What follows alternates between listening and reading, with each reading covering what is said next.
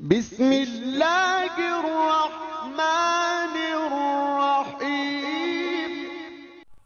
ایک صاحب سوال کرتے ہیں کہ برتھ ڈے منانا کیسا ہے، شریعت میں کیا اس کی کوئی دلیل ہے؟ میرے بھائی اس سے پہلے یہ سمجھیں کہ برتھ ڈے یعنی یوم پیدائش منانا یہ ہوتا ہے کہ بچے کا 1 سال پورا ہو گیا، یا آپ 40 سال کے ہو گئے یا 45 سال کے ہو گئے، یہ عمل ہمارے اندر غیروں سے آیا ہے۔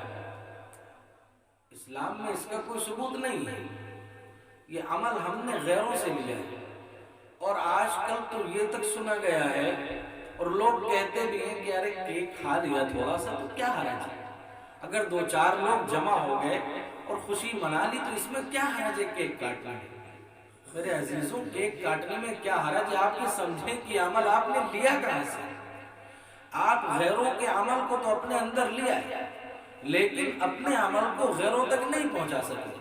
اگر آپ کو خوشی کرنی ہے، بچی کی خوشی ہی دیکھنی ہے، یا کسی بھی صاحب کی خوشی دیکھنی ہے، اس کے اور بہت سے مواقع ہو سکتے ہیں۔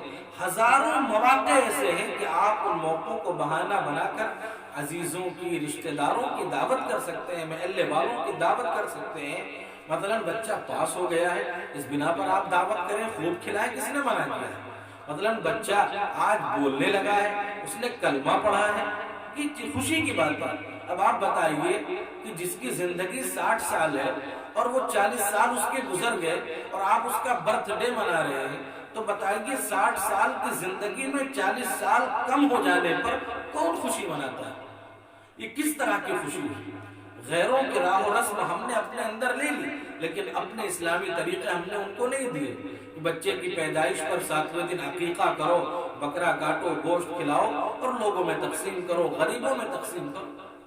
یہ مزاج ہم نے ان تک نہیں پہنچایا، لیکن ان کا ایک عمل ہم نے اپنے اندر اس طرح لاگو کر لیا اور لازم کر لیا کہ اب اس کے بغیر کوئی گزارا نہیں۔ اور اگر کوئی کچھ کہتا ہے تو جی صاحب ہم خوشی کے لیے کر رہے ہیں، جی صاحب ہم اس کے لیے کر رہے ہیں، ان کو سیدھا جواب یہ ہے کہ خوشی کے اور بھی بہت سے مواقع ہیں، آپ کوئی بھی بہانہ بنا کر بچے کی خوشی کے لیے آپ لوگوں کو کھانا کھلا سکتے ہیں، لوگوں کی دعوتیں کر سکتے ہیں۔ اور پھر حضور کا فرمان ہے من تشبہ بقوم فہو منہم، جو کسی قوم کی مشابہت اختیار کرتا ہے وہ اسی میں سے ہو جاتا ہے۔ لہذا آپ دیکھیں کہ آپ کس ڈگر پر جا رہے ہیں، آپ کس راہ پر جا رہے ہیں۔ لہذا سائل کے سوال کا جواب یہ ہے کہ حدیث میں اس کا کوئی ثبوت نہیں ہے، شرعاً اس کی کوئی حیثیت نہیں ہے۔ اور آپ خود سوچیں کہ عمر کم ہو جانے پر کون خوشی مناتا ہے؟